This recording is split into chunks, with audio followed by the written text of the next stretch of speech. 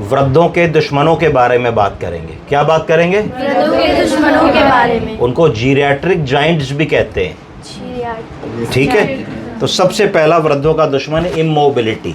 जब हमने ये समझ लिया कि अब हमें चलना फिरना नहीं है, हमें बिस्तर पे ही रहना है, हमें घर के बाहर नहीं निकलना है, हमें सैर करने नहीं जाना है, हमें अपने आप को हमने कन्फाइंड कर लिया रूम और टॉयलेट और बेडरूम और डाइनिंग रूम पे, तो उसको कहा जाता है इमोबिलिटी। क्या कहते हैं? इमोबिलिटी। कि हमने ये मान लिया कि अब हम वृद्ध हो गए हैं और वृद्धावस्था के कारण इमोबाइल हो गए हैं, अब हमारा चलना फिरना ठीक नहीं है।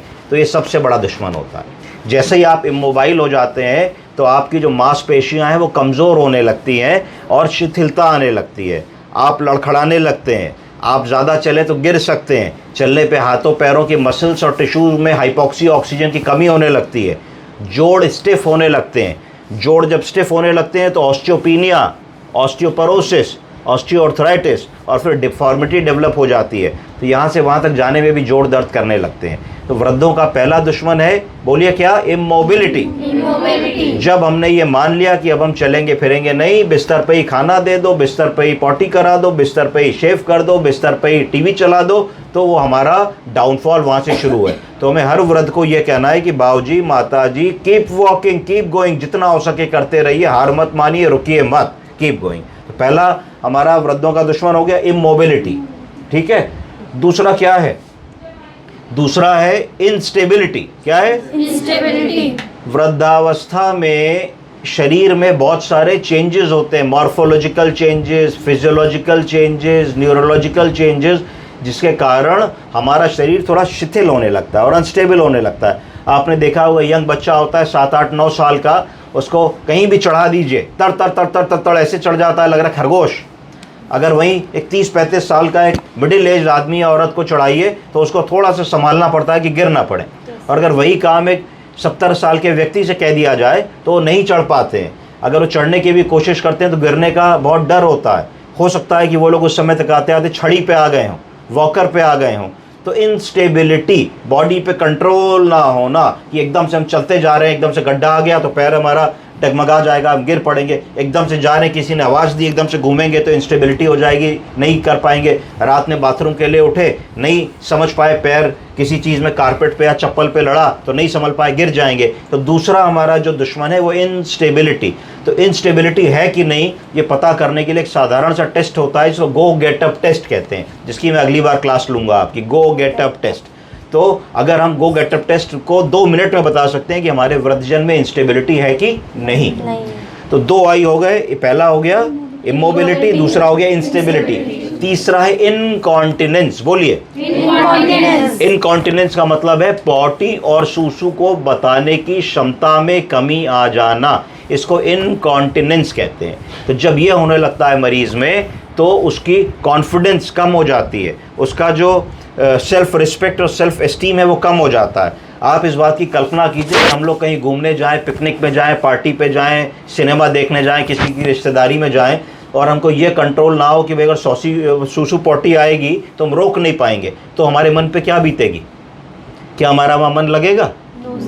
तो उस स्थिति को देखिए कि वृद्धावस्था में एक स्थिति ऐसी आ जाती है जब आदमी को बार बार पेशाब जाना पड़ता है। 3 लक्षण आ जाते हैं, बोलिए अर्जेंसी, फ्रीक्वेंसी, इनकॉन्टिनेंस। अर्जेंसी का मतलब अर्ज हुई तो जाना ही जाना है, नहीं जाएंगे तो निकल जाएगी। फ्रीक्वेंसी मतलब बार बार जाना, हो सकता है रात में आदमी कहे साहब 5 बार उठते हैं, तो भैया 8 घंटे की नींद में अगर 5 बार उठोगे तो सोगे कब? तीसरा इनकॉन्टिनेंस, कि जरा सा खांसे, छीके, झुके, पेशाब की थैली पे दबाव पड़ा तो थोड़ा सा पेशाब निकल गया। तो ये बुजुर्गों का तीसरा सबसे बड़ा दुश्मन होता है। तो 3 कौन कौन से हो गए? Immobility, instability, incontinence. अगला आइए इम्पेयर्ड मेमोरी। क्या हो गया? Impaired memory. जैसे जैसे उम्र बढ़ती है ब्रेन के न्यूरॉन्स में कमी आने लगती है, ब्रेन के सेल्स वीक होने लगते हैं और एजिंग के कारण बहुत सारे लोगों में याददाश्त में कमी आने लगती है। वो आप उनके पास जाओगे तो दादी बाबा बोलेंगे अच्छा बेटे आ गए और कहाँ हो आजकल, क्या कर रहे हो? तो तो उनको पता है कि तुम जॉब कर रहे हो कि पढ़ाई कर रहे हो, उनको तुम्हारा नाम भी पता है, पर वो धीरे से कह देंगे मुन्नी आ गई, देखो बबू आ गया, देखो बेटा आ गया, और बेटा कैसे हो, या तुम्हारे और भाई बहनों से तुम्हारा नाम कंफ्यूज करेंगे। तो इसको धीरे धीरे कहते हैं इंटेलेक्चुअल इम्पेयरमेंट। क्या कहते हैं? Intellectual impairment. इसका मतलब है कि ब्रेन से जो इन्फॉर्मेशन हमें वापस लानी है, यानी कि कौन आया, उसका क्या नाम है, क्या खाया, कब खाया, हमारे देश का राष्ट्रपति कौन है, हमारे देश का प्रधानमंत्री कौन है, हमारे कितने बच्चे हैं, हम कब पैदा हुए, हमारी बर्थ डेट कब होती है, हम कब रिटायर हुए, हम कहाँ काम करते थे, हमारा हाई स्कूल हमने किधर से किया। ऐसे वो सवाल होते हैं जो ज़िंदगी में कभी भी आदमी नहीं भूलता है, पर अगर आप इन सवालों को भी पूछेंगे तो आपको ऐसा लगेगा कि मरीज़ इसका सही जवाब कई बार नहीं दे पा रहा होता है। तो ये वृद्धों का चौथा और मोस्ट इम्पॉर्टेंट जो है दुश्मन होता है, क्योंकि जब मानसिक रूप से कोई कमज़ोर हो गया और शिथिल हो गया तो फिर वो अपने छोटे बड़े डिसीजंस नहीं ले पाता, छोटे बड़े काम नहीं कर पाता, मोबाइल रिचार्ज नहीं करा पाता, बैंक से पैसा नहीं निकलवा पाता, पेंशन लेने नहीं जा पाता, डॉक्टर के पास नहीं जा पाता है, सोशलाइज नहीं कर पाता है, घर में बंद होकर के रह जाता है। तो ये ध्यान रखना है। इसके लिए MMS होता है, मिनी मेंटल स्कोर, बड़ा आसान है। दिखाओ बाबू जी ये क्या है, पेन है, ये क्या है, चश्मा है, ये क्या है, घड़ी है, और 2-4 मिनट बाद किसी और बातों में लगाओ, फिर पूछो आपको 3 चीज़ें दिखाई, बता दीजिए। अगर सब ठीक बता रहे तो MMS कहते हैं, मिनी मेंटल स्कोरिंग। तो उससे आप इवेलुएट कर सकते हैं उनकी याददाश्त की क्या स्थिति है। तो मोटा मोटा ये 4-5 चीज़ें आपको जो जीरैट्रिक जॉइंट्स या वृद्धों के दुश्मन है, इन पे आपको काम करना है, और गो गेट अप टेस्ट में अगली क्लास में बताऊंगा। Thank you. Thank you, sir.